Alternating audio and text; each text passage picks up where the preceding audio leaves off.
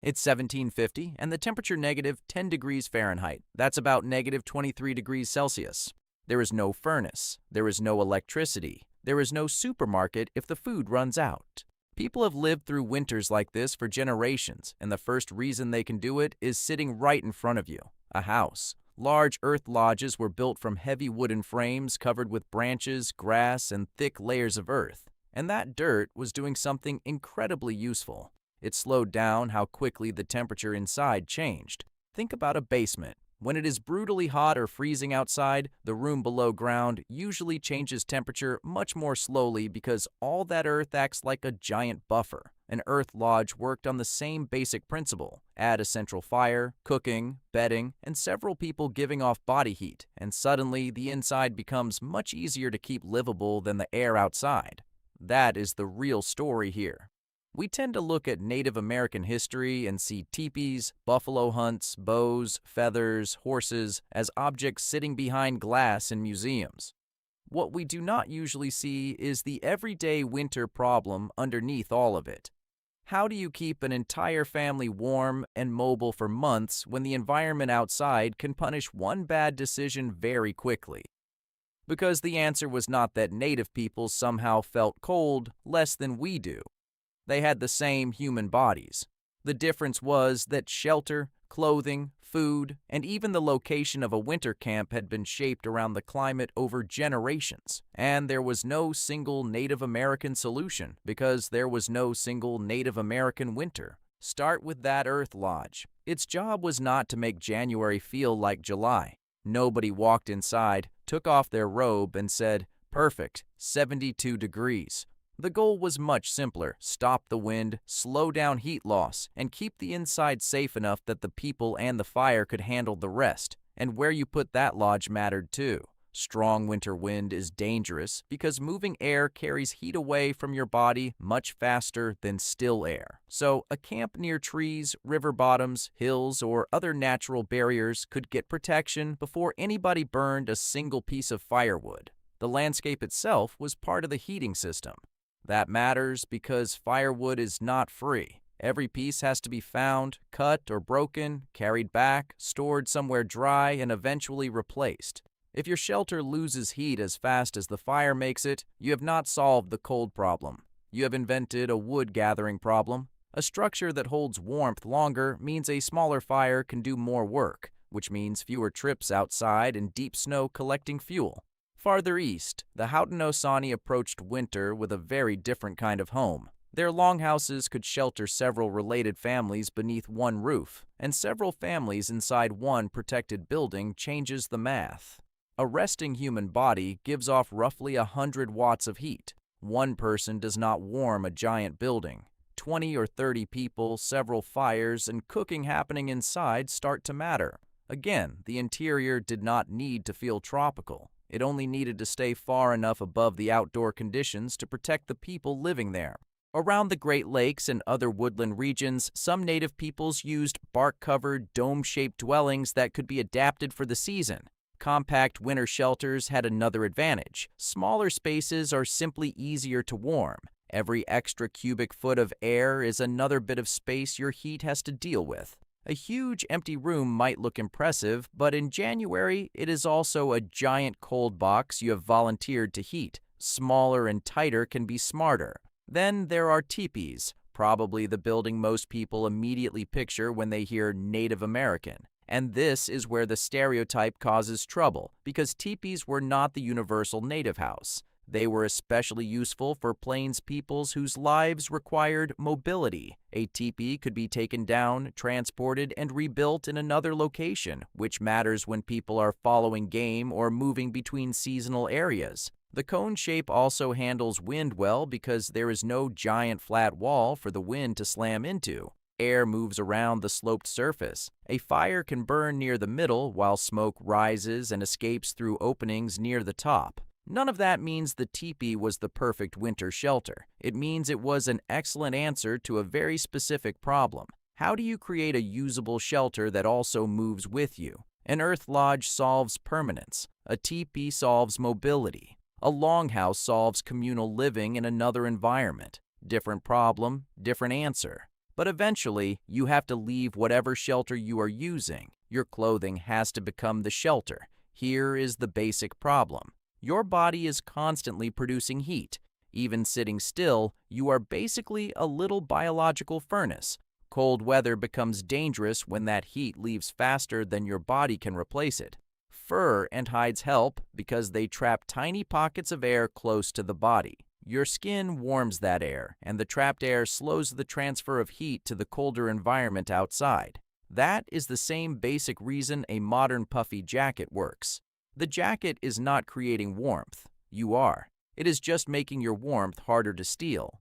On the plains, thick bison robes could provide excellent winter protection. But here is the annoying part about winter clothing. Too warm can also become a problem. Imagine walking several miles through deep snow carrying wood while wrapped in heavy layers. You start sweating, your inner clothing gets damp, then you stop moving. Now your body is producing less heat, but the moisture is still sitting against you, and water transfers heat much faster than dry trapped air. You have basically smuggled part of the winter into your own clothes. That is why staying dry matters almost as much as staying covered. People needed clothing that protected them while still allowing them to work and move. Footwear was especially important because your feet spend the entire day touching the cold ground. Different nations developed different kinds of moccasins and winter footwear, often adding insulating materials depending on the climate. But the design still had to bend with the foot. A boot that keeps you incredibly warm but turns walking into a wrestling match is not much help when the firewood is 2 miles away. And 2 miles becomes a very different distance once the ground is covered in deep snow. Take a normal step into snow reaching your knees. Your leg sinks. Pull it out. Sink the other leg. Do that 10 times, and it is annoying.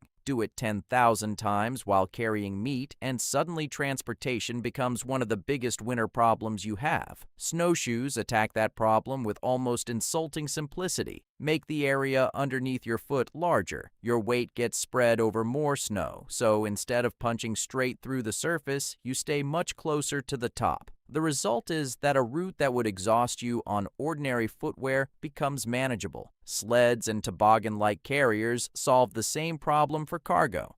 Carry a heavy bundle, and your body has to support that weight every second. Put it on a smooth surface that slides over snow, and suddenly friction is doing you a favor for once. Food, hides, tools, and other supplies become much easier to move. In some regions, dogs could help with hauling as well, and winter could completely rewrite the map. A lake that forces you into a canoe during summer might become a flat travel route once it freezes.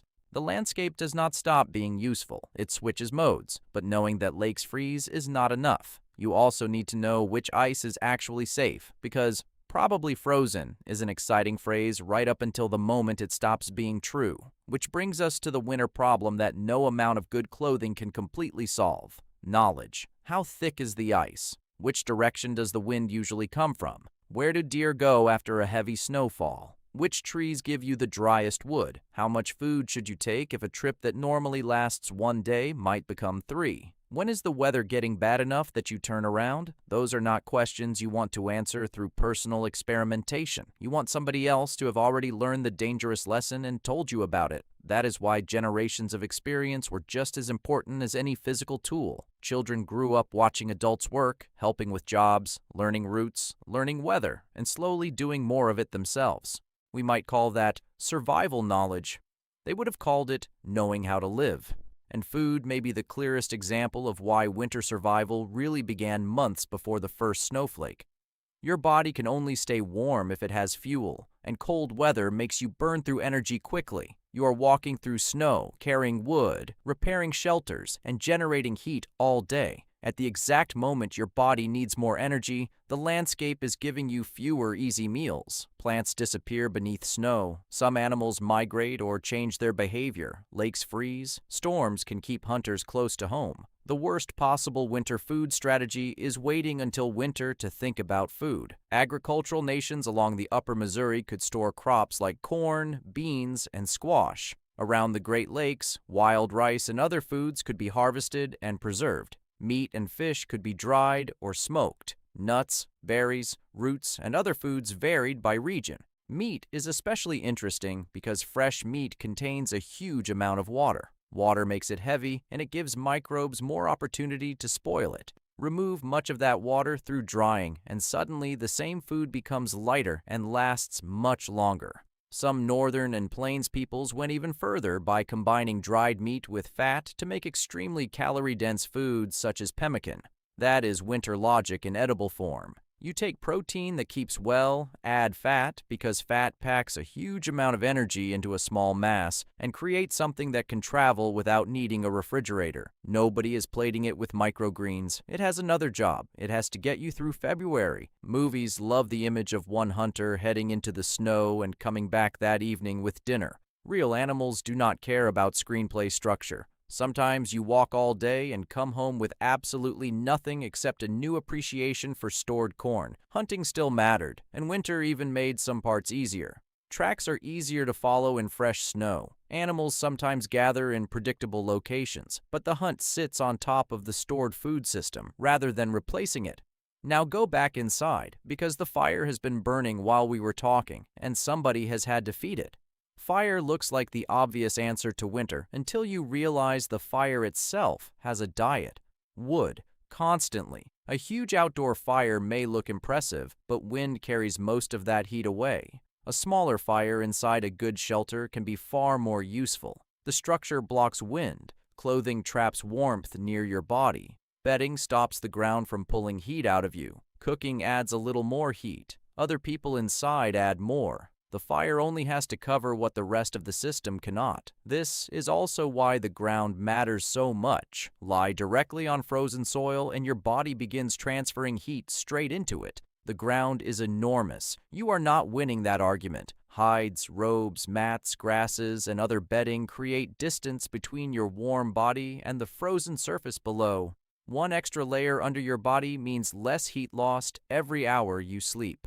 Better walls mean fewer logs burned overnight. Better snowshoes mean fewer calories spent traveling. Better food storage means fewer desperate hunts. Winter survival is not one giant breakthrough. It is dozens of small efficiencies stacked together until ordinary life becomes possible. Surviving winter makes it sound like everyone spent 4 months barely hanging on, waiting for spring to rescue them. That is not what a normal season looks like. People worked, they cooked, they visited each other, they repaired equipment, children played and learned, people told stories, they hunted, traveled, argued, laughed, slept, woke up, and did it again the next day. So come back to the upper Missouri on that 10 below zero January morning. Snow outside, wind moving across the plains. Inside the Earth Lodge, a small fire is burning. Food gathered months earlier is stored nearby. Hides and bedding are keeping bodies off the cold ground. Thick earth is slowing the temperature change outside. Somewhere nearby is a pile of wood somebody had the sense to gather before they desperately needed it. Nothing in that room is performing a miracle. Every piece is doing one small job, and all of those jobs add up to a family getting through another ordinary winter day.